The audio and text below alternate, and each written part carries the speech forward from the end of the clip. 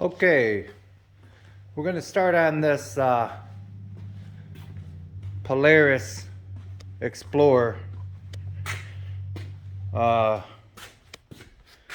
gonna have to clean the carb and address.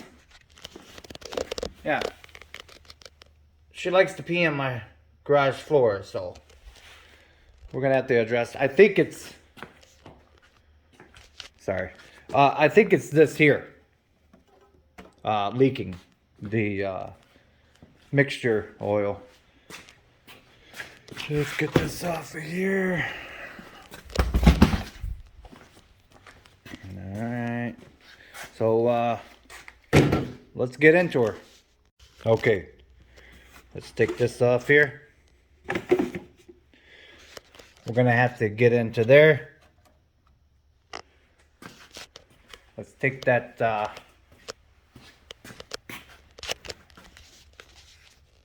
air box off here. What's really cool about this is that they got the wing nuts.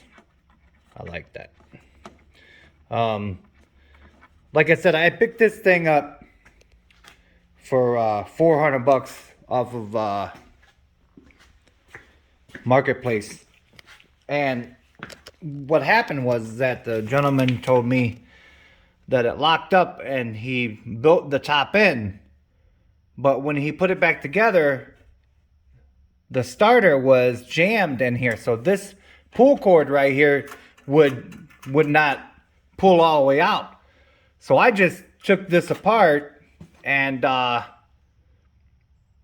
put the starter back together, tightened up the head to spec. I don't remember exactly what the torque spec was, but I went online and I got it, and she fired right up. But then, you know, as I said, it's got that issue, and it's not idling so good. So I think that the issue is that the carburetor needs to be cleaned. There's no idle jet to it. And my background is diesel, but if I can't work on these, then I mean diesel trucks, you know. So let's get into it and see what we can find. I'll bring you back when I get this air box off. Yeah, I just want to show you a little trick. Now, fellas, you can get these from the dollar store.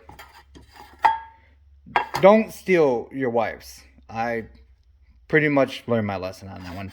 But get it from the dollar store, and they're very convenient for putting things in. You could even label them if you want, if a guy wanted to. But now, let's get this air box off of here. I just wanted to show you that little trick real quick. Now I got my light set up. What you're gonna have to do is unscrew this top right here.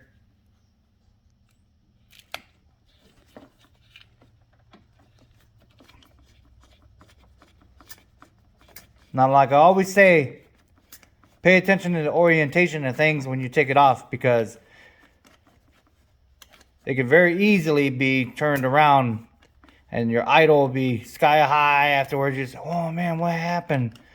It's very easy to alright, so we got the carburetor and the vibrasonic, ultrasonic, whatever you call it.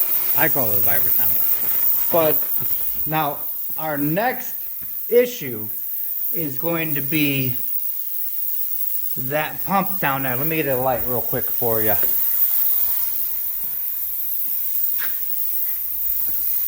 Here it goes. Oh, speaking of this light right here, this is a stream light. Now it comes with the extra battery and charger. I've had this for, I don't know, 5 years. It's very good light. Got it from Amazon. Now, for $100, I got that light from Amazon.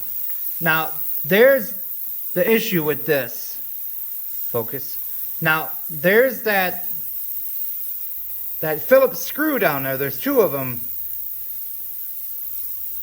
Now, who in the world would make that like that? Polaris? Really? It's a pain in the butt. I'm still trying to get it. I think what's gonna be my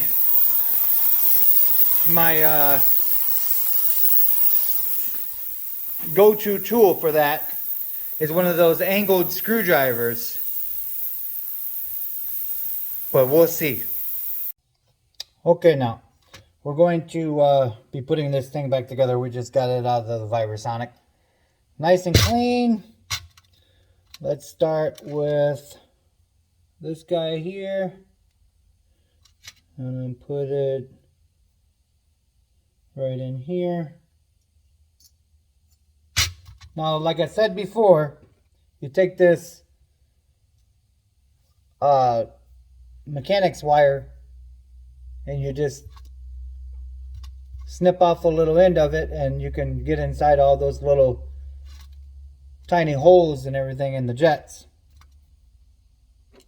Now take care of all that. Now this little bitty screwdriver is used for that one because it's got a very small flathead on there. So don't tighten these down too tight because it'll crush them. When you crush them, the carburetor never work quite right again. Trust me, I know from experience. Now this one, this one right here is next. It goes right here.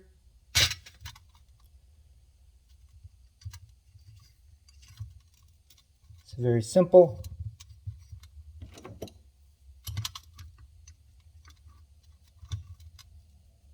Not too tight, just a little snug. Now next we're going to do the needle and seat. So here's your needle. It's just going to go right in there like that. So it's kind of like floating. Then you put it inside that area there. Nice and easy like. Now, here's your pin. Put your pin in.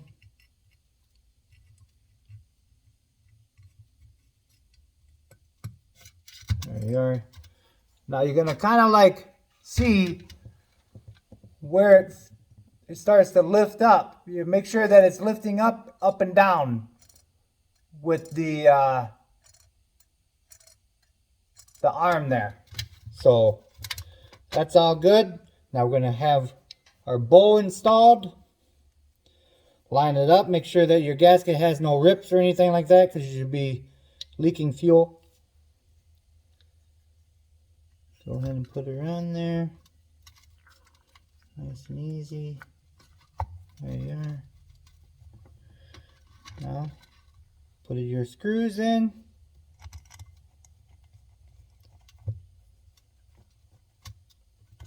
I know this gets quite repetitive in my videos, but if you're a first timer, then it's very informative to what's going on.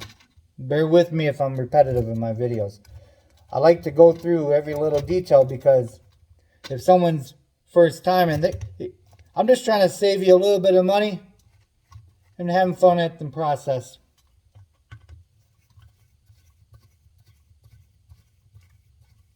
Remember, folks, it's just nuts and bolts. If you have the general understanding how things come apart and go back together, you can do just about anything. It doesn't pertain to just small engines. It's larger engines, things around the house. You know, you're never going to know if you're going to be able to fix it until you get into it. Now, if you think it's out of your wheelhouse, then call a professional. But I come to a realization years ago that if you have a general understanding of how it goes back together, then you're never going to go wrong, really. All right, now here comes this one here. So let's see here how this is inside the unit there. This guy is right here, I believe. There you are. Now, it's kind of like a starting point. Make sure that these don't go all the way in very tight. It's got that little spring on there. So you just get it just so it gets a little bit tight and snug. Right about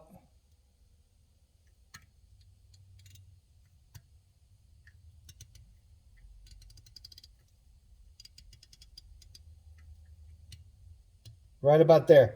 Now you're going to count out. Okay, so that's seated right there. So you're going to go half, 1, half,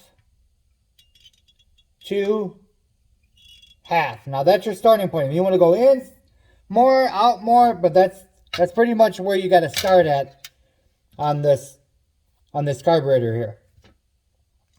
So then you put this one in there. Now this is not the same. You don't go all the way in. You just kind of like get it so these springs are a little bit snug.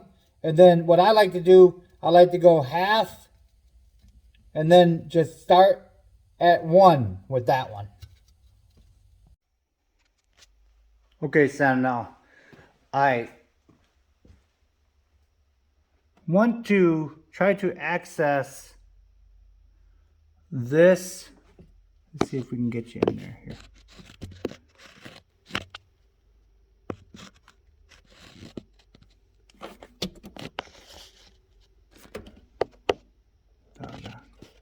Okay, you see the Phillips screw down there? Now that is going to be holding the oil injecting pump on there. And I cleaned it up, but it was leaking pretty bad, you know, as you can see earlier in the video. Now there's 2 screws like that I mentioned before. And I'm going to be trying to use this here. Now, I believe I can be successful with it. I'm not sure. I'll bring you back when I get this thing off. It's going to be a bear. Okay, now that I've broke it loose with that there, I made this. You know, just like a Phillips bit attached to a 1/4 inch ratcheting wrench. We'll see what happens. All right. So help me understand why someone would ever put a Phillips screw in there like that.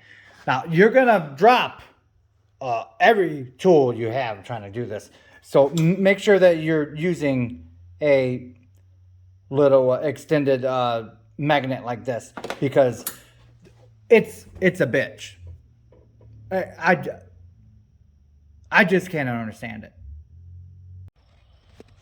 Okay, folks, so this only ended up being a small pinhole in this line here down below. You can't see it, but trust me, it was only a little small pinhole. I got the you know, the carburetor. It's all cleaned, installed, and everything. She starts right up.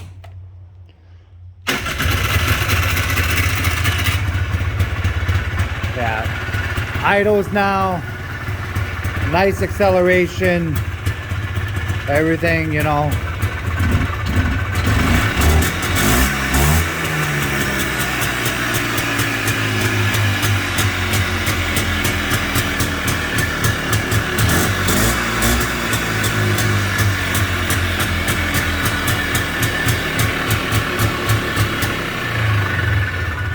So yeah, that concludes this video. Appreciate you hanging out with me, working on this Exploder. Now, there's probably going to be some more videos on this as we go along. We have to clean her up, kind of go over it a little bit, but yeah, I'm very pleased. It has a lot of acceleration, a lot of power. Everything works on it. I'm very pleased. Thank you. Bye-bye.